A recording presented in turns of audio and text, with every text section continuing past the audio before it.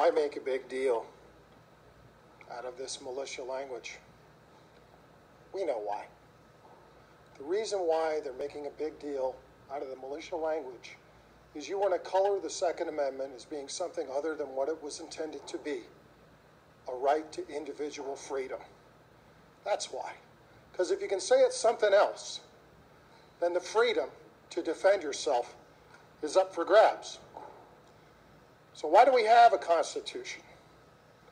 We have a Constitution for the express purpose of limiting government. We should be more leery of trusting government than the people of Iowa.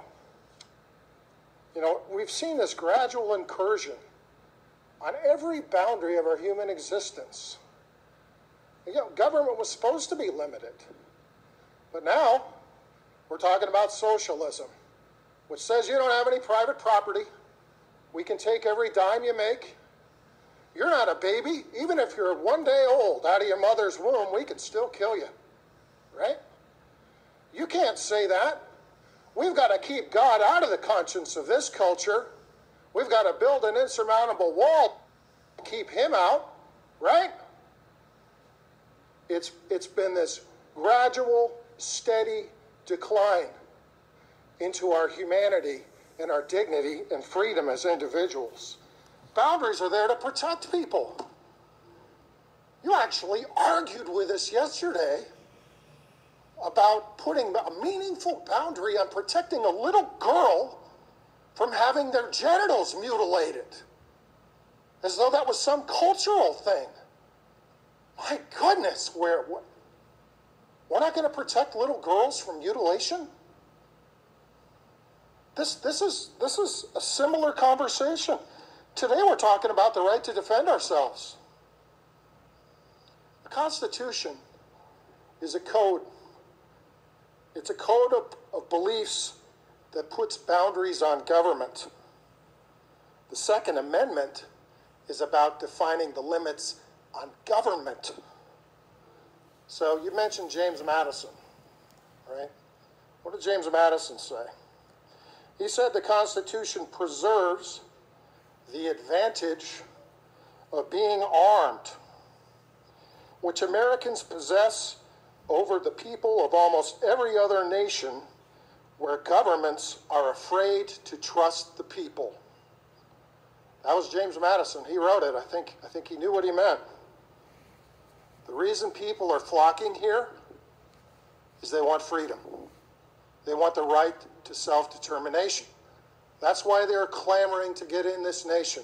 They want to be free. They want to define themselves. And what are we doing here?